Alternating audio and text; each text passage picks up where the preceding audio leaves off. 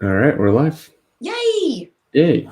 I've got Amber Sheehan with Tiago National Title, spilling water all over herself. Yep, always. It happens. We're going to just kind of discuss a couple things on the Level Up show today that can help our agent friends and our buyer friends. So I'll let Amber, the title guru, take it from here for a little bit, and we'll see where it goes. Thank you for the introduction. That was sweet. Hi, everybody. I'm Amber from Tiago National Title. Probably got about 20 years experience in this lovely industry that we're all in. And I wanted to just do two really quick topics today. The first one that we're going to talk about really quickly is 7 top ways that a realtor can close faster, because there's a lot of different things that you as an agent can do to help your buyer or your seller kind of get to the closing table a little bit faster. So I just jotted down a couple of things. Yay. 7 quick things. Yeah. Well, I mean, we'll see how quick they're going to be. I say quick, but yeah, you never know. Like when we have lunch, it's never quick. So it's never quick. It's like a 2-hour lunch. You know, you've got to have lunch that's 2 hours long. That's how the number 7, I'm going to start from the back, and kind of the number 1 thing is very simple, but it's very important. So I want to do that one last. So the first one that I wanted to kind of pass out there would be, make sure that the property appraiser information is showing correctly. And what I mean by that is, if you're looking at the property appraiser's information in public records and you're looking at a square footage of 900 square feet, and it's saying that there's 2 bedrooms and a bathroom that are heated square footage, and as you're walking through the property, you're looking at a 3-bedroom, 2-bath property, you might want to red flag that a little bit and ask your seller or the listing agent, whomever is there at the open house, if that has been permitted, because that's the biggest thing right now. Our market is very saturated with investors, and there's a lot of great investors out there, but there's also some really not great investors out there that aren't pulling permit searching, and aren't pulling permits for the repairs that they're doing or the additions to properties that they're doing, which can stop a closing completely. Yep, been there. We had one that like a couple months ago. Actually, it was like in March, because it happened on my birthday. We're supposed to close on my birthday, March 25th, and we got it all the way to closing, clear to close, signed for closing, and never funded because we couldn't get that cleared out because they had an unpermitted garage, and the seller wouldn't allow anybody in there to, like, an unpermitted like garage living space. Oh, nice. So, yeah. So there's a bathroom that needs a plumber, and Right. Yeah. Anything that, if they're doing like something small where there's already electricity ran, so say it's a garage conversion or something like that, and there's already electricity that's running through that garage, the permitting part of it is not so extensive. A lot of it has to do with these homes that are old homes, 2-bedroom, 1-bath, 1920 style homes. And then all of a sudden an investor comes in, they do another bedroom and another bathroom. And then that's electrical, plumbing, all of that has to be permitted, and it has to be done by a licensed person, right? So whether it's a licensed plumber, licensed GC, or whomever you've got going on, all of that stuff has to be permitted. Roofs permitted, plumbing work permitted. So if it's not been done, it can cost that buyer like thousands of dollars if they purchase the property with it the way that it is. And if the seller is being very odd about it and doesn't want the space to be looked at, that's a big red flag, right? Yeah. Like, we obviously don't want something to get all the way to the closing table, like in your situation, and that's like, boop, oh my gosh, you know what I mean? Because now everybody has put in so much money, time, and effort into it. You've got a buyer who's trying to probably already had all their stuff in the moving truck ready to go, and that's detrimental. So it's the biggest thing that I tell not only my investor clients, but also my agent clients. I'm constantly like, you can go in the property appraiser, you can look at the very bottom in the property appraiser, there's like a little bottom part that shows you the permits that were pulled, but it also will show you the actual property, like how much heated square footage you have and all that stuff. So it's really important to do your due diligence in that regard. And that's kind of how the realtor can kind of help the buyer or the seller out. I mean, if you're taking on a listing and the seller's being flaky about a certain situation, you know what I mean, and doesn't want to disclose it, you know, you've got to be able to say, okay, well, this is what's going to happen in the event that you don't get this brought to compliance. You know what I mean? Nobody's going to want to purchase that property. And the people that are not going to take it at full price. You know what I mean? The investors. Yeah, they've got to be able to make it worth them because they're going to have to pay for all that stuff. Right, exactly. I mean, I had a guy who had moved down from Delaware. He's an investor, did a lot of flips up in Delaware. And in Delaware, they don't permit anything. Like you could build anything you want in Delaware, apparently, and they don't care about permits. So when he came down here, I told him, we're going to do a lien search and all that stuff. He did a walkthrough through the property and was looking at a 3-bedroom, 2-bath and didn't do his due diligence in the property records to see that it was a 2-bedroom, 1-bath that the county was aware of. So we did the closing permit, or the lien search came back in. We did a full permit and code. Nothing pulled up because the county didn't know about it. So there was nothing that we could have done because we're not out there looking at your actual property. So if the county's not aware of an addition being done, they're just not going to notify anybody about it, right? So he closes, goes to do work on the property, and the permit department, he pulled a permit for something, and they came out to the property to do the inspection, and we're like, whoa, wait a minute. You've got a 3-bedroom, 2-bath. We're not aware of this. It took him, it cost him like 30 grand. He had to gut everything, have every single stage of the building process to that addition be redone completely. You know what I mean? And when he called me, I'm like, there's no way that we as a title company, if it's not in public records or the county or city are not aware of it, there's no way that we know about it. Yeah. Because we're not driving around looking at the house for you. You know what I mean? Someday, maybe. One day, hopefully. Right? Yay. I always like to see how the properties look when they're done with them, but that's the biggest thing. Like I say that, I probably repeat that probably about 40 times a week to clients. Just like, did you look at the property appraiser's website? Are you asking the necessary questions? Because if you don't, it could cost your client so much money. And who are they going to blame? Not just title. They're going to blame you for representing them improperly. So that is like number 7 on my list. Number 6 on my list, kind of goes tied to that, is be proactive. There's so many different ways that a realtor can be proactive in a lot of different situations. Ask questions to title companies, ask questions to your loan officer that your buyer has chosen. You know what I mean? Find out if they provided the documentation that they needed over to their lender, because that's time consuming. And I think a lot of agents just kind of allow the LO just to do their job and not stay on top of their buyer for it. And I think that if the agent was a lot more proactive with their client, like, here's a checklist, this is all the stuff that I need. Did you get all this stuff over to the lender? You know what I mean? So that we can get you clear to close. Right. I think being proactive is a big thing that a lot of people, there's a lot of agents out there that do it. But there's new ones that don't know to do it. So I thought that adding that to the list is very important too. And I would say find a teammate as well. Like that's what I that I only work with people I like. So yes. Like that's kind of that ties right in with that, is just like, use your lender partner as a teammate, not as somebody. Like a good lender partner, you won't have to follow up with the lender on it. But also a good lender partner is gonna be like, hey, I need your help getting this because the client's not doing it. So right.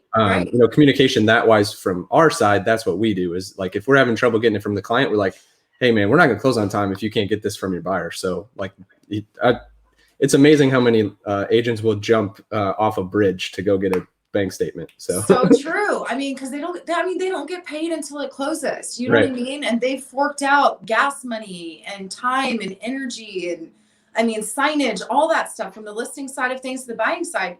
You as an agent are constantly putting money out, and they don't get that money back until they close. So if you can push your buyer along, or even from a listing agent, if that seller, if we as the title company haven't heard back from your seller in 5 days and you want to close in 2 weeks, but he's got a mortgage payoff and we need a death certificate, we need this and that and this and that, and you're just hush hush, it's not going to help us. You know what I mean? Like I can drive to the man's house if you want me to, but if he's in Virginia, I can't.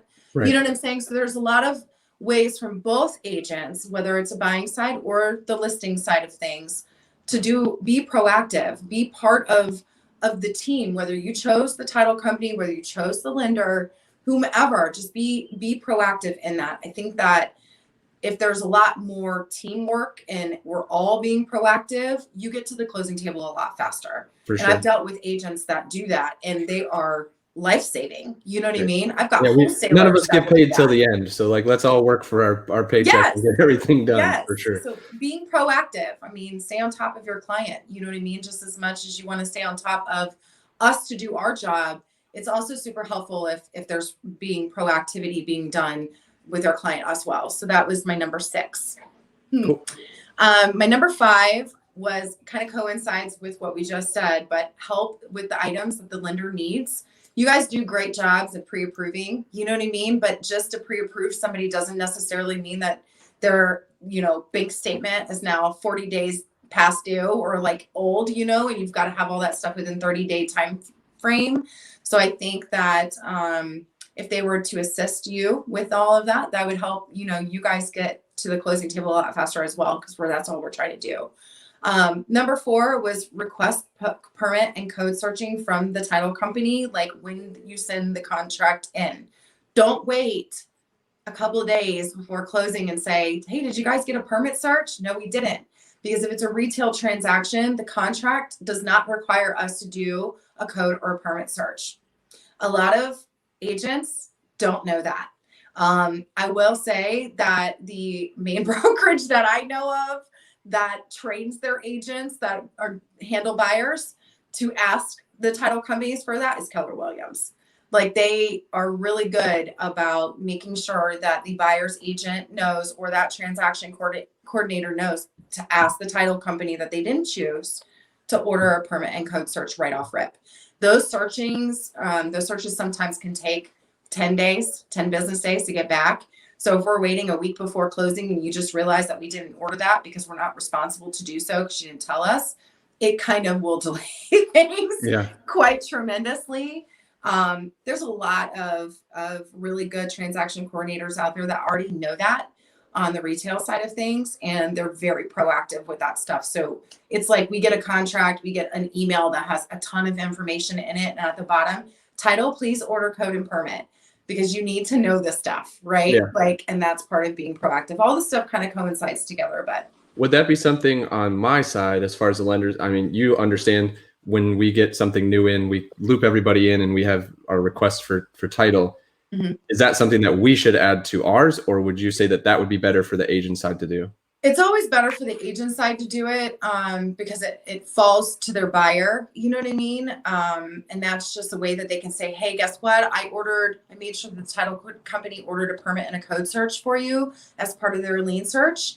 I actually, just to not skim off of that, but I had a title company that handled one of my investor deals, his purchase, and they straight up told him that they do not do lien searches at all.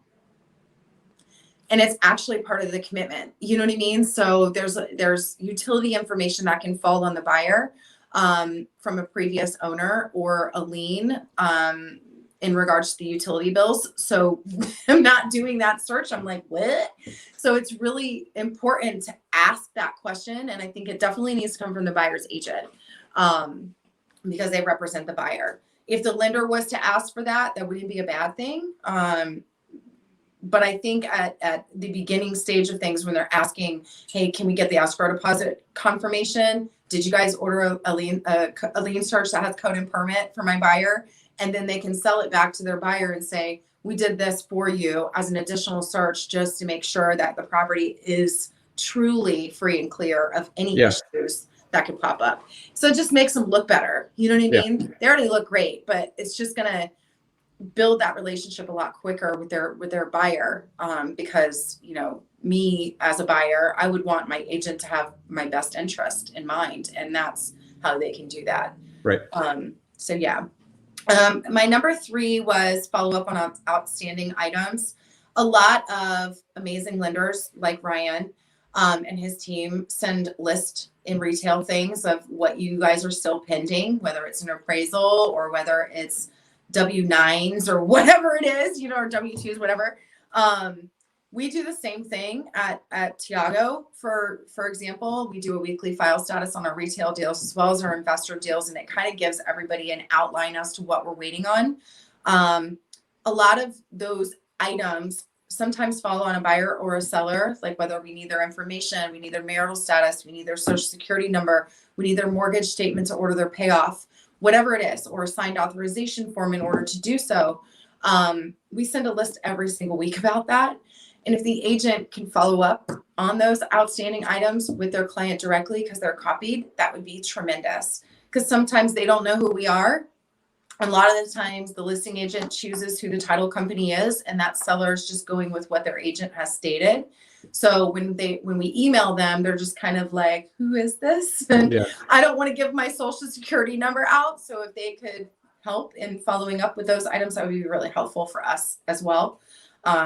We're very due diligent. My team will go above and beyond at everything that they do anyways. That's just how they're trained, and they care. But having that assistance, I know from the feedback that I get from them, that would be tremendous in getting us to the closing table. Because we send emails out all the time. They're like, you're not going to close if we don't get your payoff. Yeah. We've had agents say you can't talk I think to for the a buyer, especially, like the amount of emails like that they're getting from different people. Like, Yeah. Like my team now, we've streamlined, like really they're getting emails from me and my loan partner. But like in a normal transaction, if they go with one of the bigger banks or the national lenders, like they're getting emails from 5 different people. Yeah. They're getting just on the mortgage side, and then they're getting an email from title saying we need this from you. Then they're getting from their agent, and then they get an email from this random email address that states that they're the title person, and hey, here's the wiring instructions, like send it here. Now, like, and I had that happen last week, actually. For the first time ever, I had someone send money to the wrong account, and they lost $3,800 because they didn't call and verify.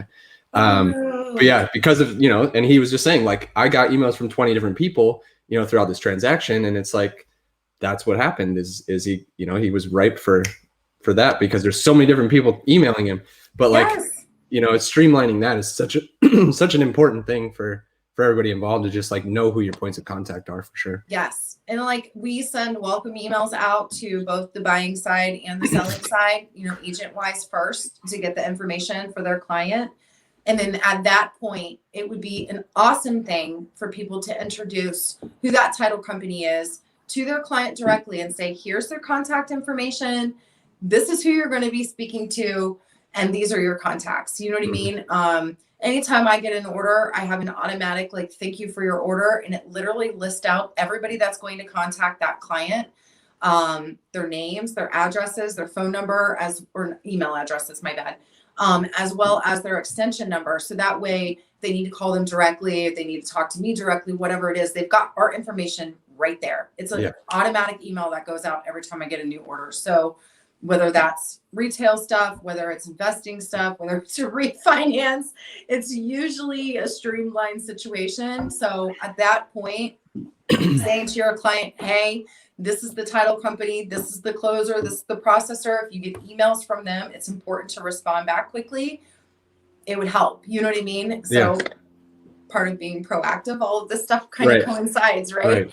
My number 2 thing, which this is going to sound really crazy, but it's smart.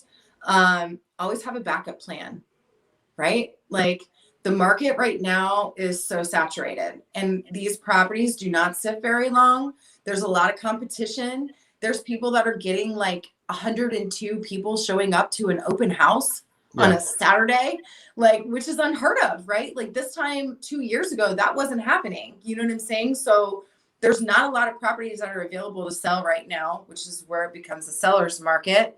And it's also kind of a buyer's market in a sense because the rates are so low. So it's like you've got all these people trying to buy stuff, but there's not a lot out there. So that one property that's in the $250,000 range, 85 people are going after. You know what I mean? Always have a backup plan. You don't know if that contract's going to go through. You don't know if that inspection period is going to work out in that 10 days.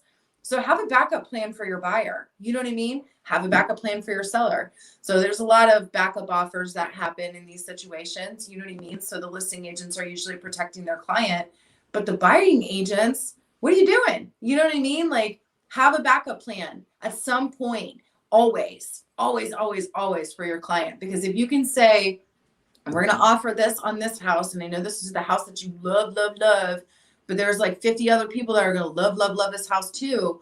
Let's go find something else that somebody might not love, love, love.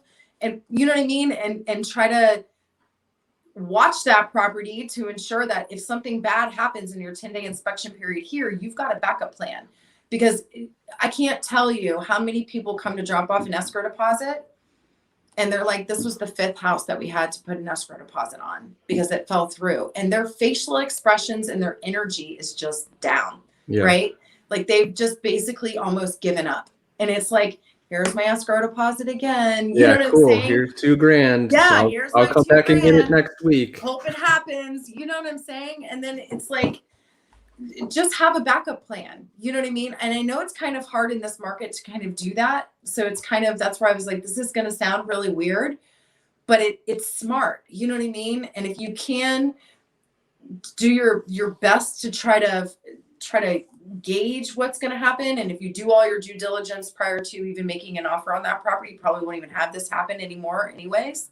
But if you have a backup plan for your client, I always have a backup plan. Always. Like if I'm on vacation, somebody's got to close something, right? So I always got a backup plan. If somebody in this office walks out, gone, and I'm struggling, like I have a backup plan. You know what I mean? I've got a team elsewhere that will jump in, and there's always a backup plan in everything that we do. You know what I mean? So it would be awesome for agents to kind of always have a backup plan. It's just, I don't know. I just thought that was a great thing. No, that makes sense for sure. And ultimately, like, you know, that's how we approach the lending side too, is like, if this loan falls through, maybe we can go a different route. I mean, right. It's always a good idea to know, at least know your options and say like, hey, this is the number one, but if there's a number 2 and 3, then, you know, you're not going to be denied. It's just a fallback plan. Right. Exactly. And my last one, this is the easiest thing ever, but it is the most important thing. Okay. Answer your emails and your phones, people. Like, I can't express this enough.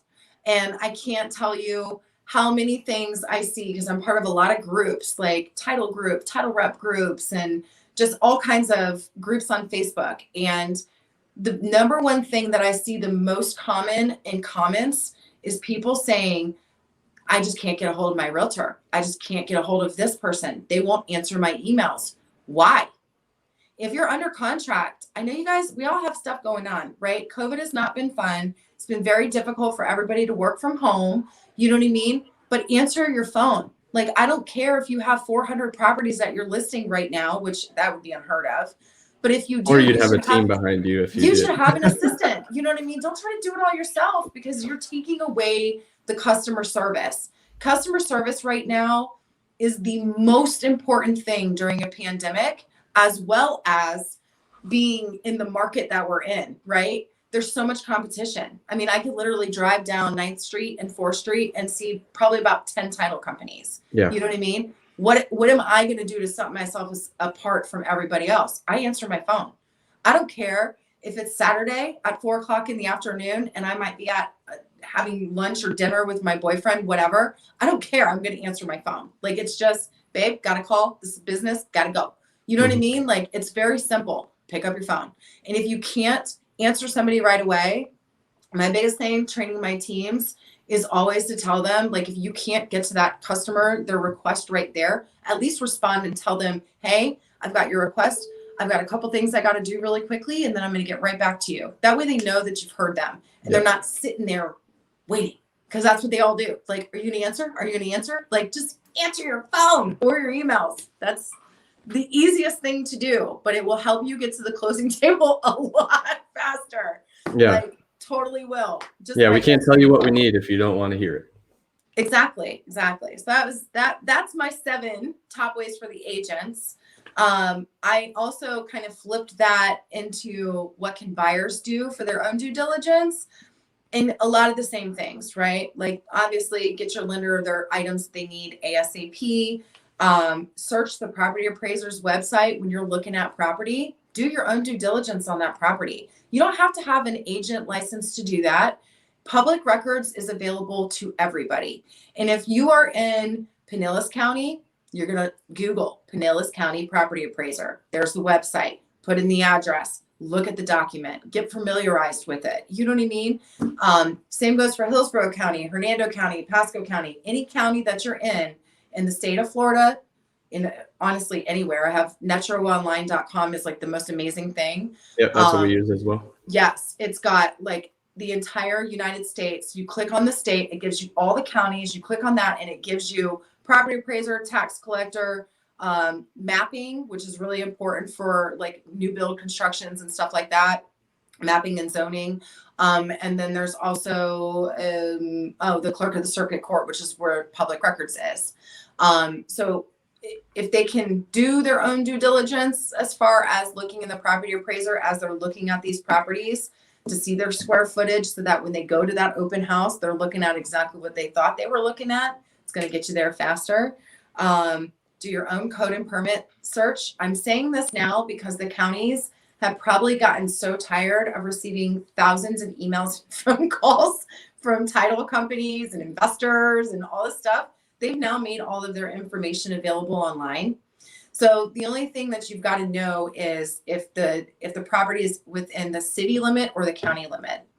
And if it is, you can Google's like the best thing ever. You can Google City of St. Pete Permit Department and it will have a link to their website. You can put in the address and it pulls any existing permits. It'll pull anything that's been abandoned, expired, closed out, you name it. There's been a permit pulled, it's available online. And same thing for code. City of St. Pete Code Department, Pinellas County Code Department, research it, Google it, and there's always a link that will take you directly to the website where you can enter in the address. So it's super easy.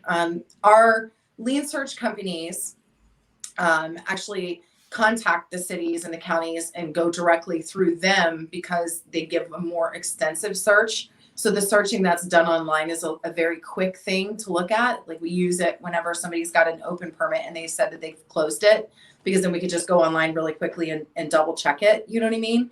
So it's very important. If buyers get into the habit of doing that, it's so much easier. Now, you know, like I'm not even gonna look at this property anymore. I'm gonna keep looking forward because this one's got a lot of issues and it's a 1-bedroom, 1-bath, and I just looked at a 4-2. You know what I mean? And there's no permits pulled.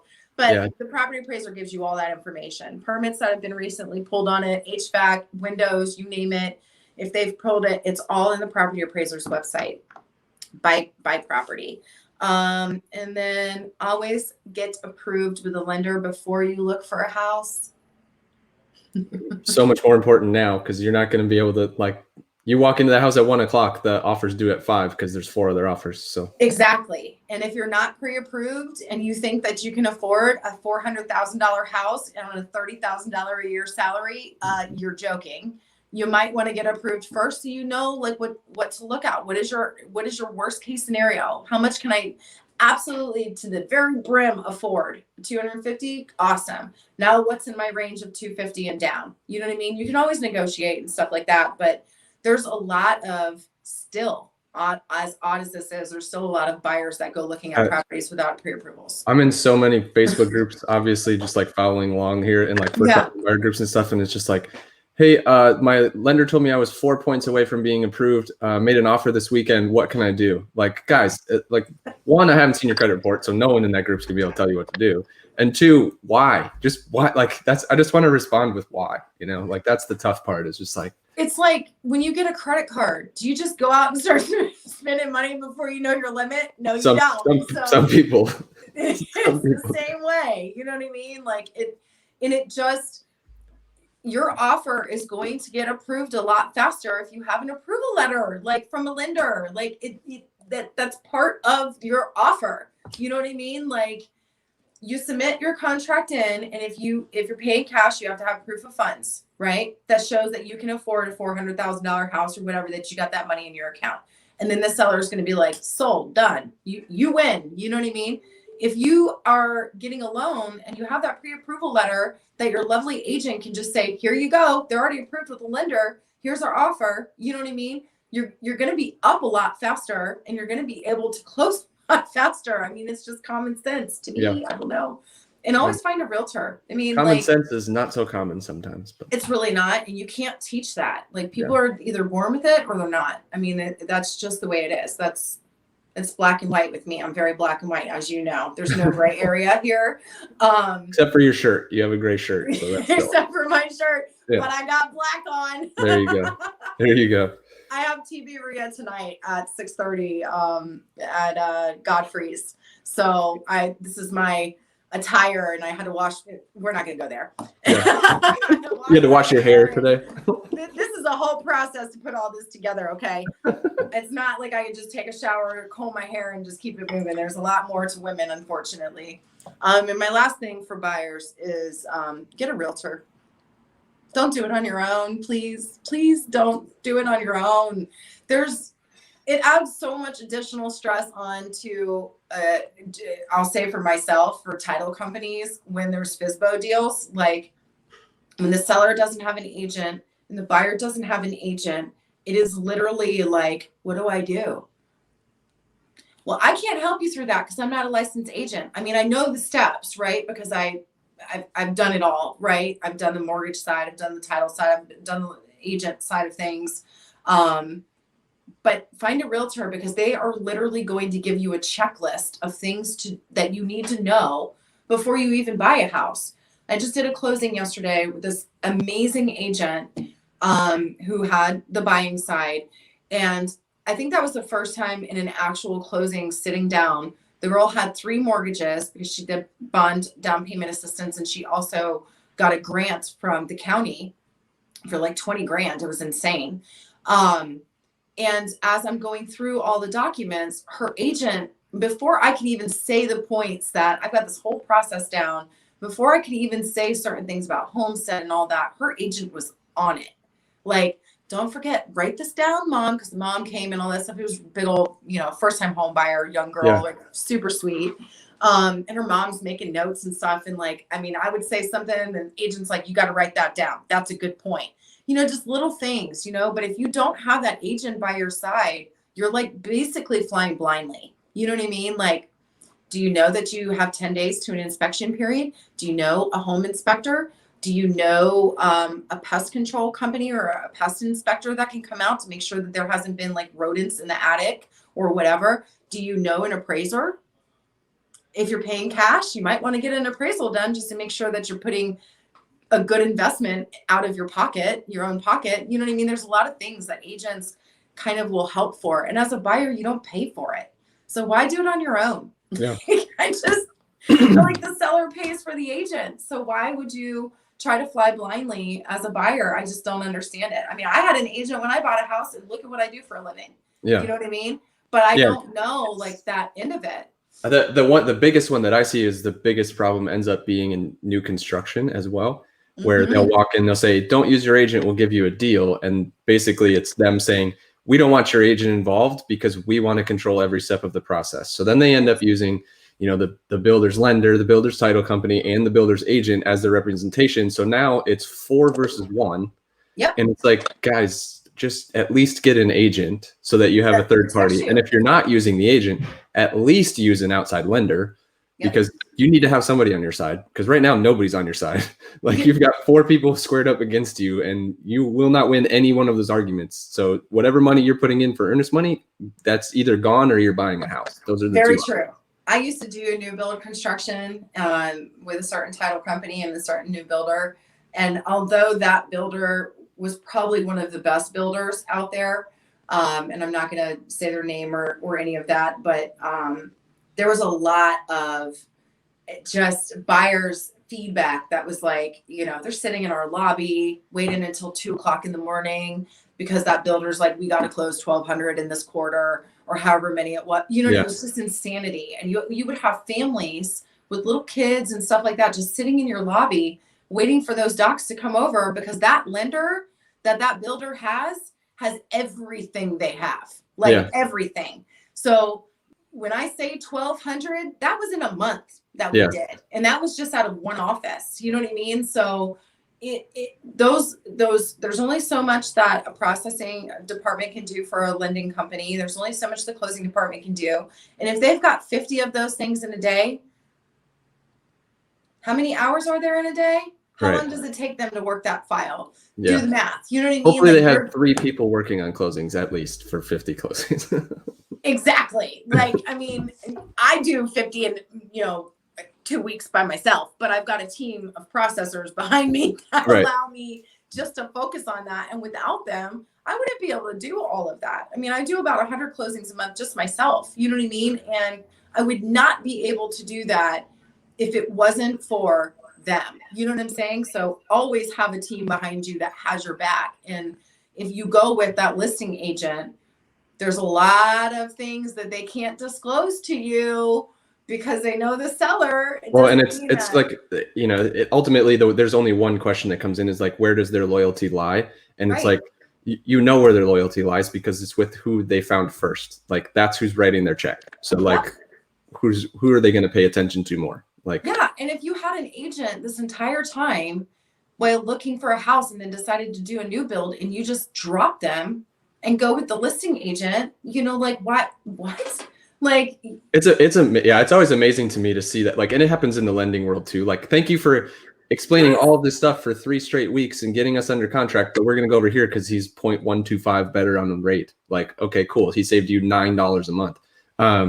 Like, And now it's his the same way. customer But service it's like sucks. people, it's just valuing the knowledge and the information that you've gotten. And like, I'm not saying you're stuck with that person if you work with them and you don't really like them, but if they've shown you 10 houses, they've been very good, they've been, like through all that, like stick by them. Like that's called, that's loyalty. That's understanding like Yes. that there's value in this person, and like it's not just, they're not a commodity. Like, Right. and that's where I think that we've gotten too far away from, with all of the advertising that's out there, the Zillow, the quick sale, like all, like we've been spoiled over the last 2 years, right? Like, Yeah. because everything's happening so fast, it doesn't seem like it's that big of a deal.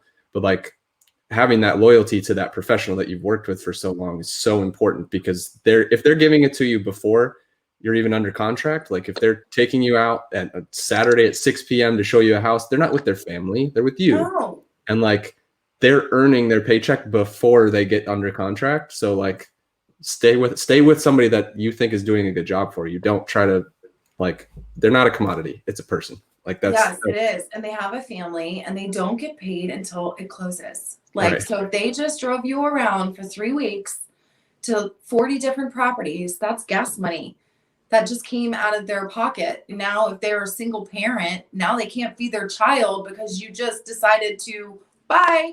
Yeah. Like, one thing that I love the most about title is that doesn't necessarily happen to us. Like, it does, but it doesn't. Like, for us, when we get a contract, it's with us. Like, you can't take it unless the seller says you can, right? Like, you have to get an addendum if you're trying to move it from one title company to another under contract. Like, there has to be an addendum done. And if the seller agrees to that and the listing agent does, by all means, bye. You know what I mean? Like, I'm not going to be upset about it. I don't get upset when my clients use another company because it was easier for them or whatever. You know what I mean? Like, you never put all your eggs in one pot anyways, right? Like, we're all slammed, we're all busy, we're all trying to do the best that we can, and we're human beings. Like, we're going to make a mistake. If I make a mistake and that makes one of my clients want to go test out another company, I'll see you in a month. You know what I mean? Like, you're you're coming going to come back. right back.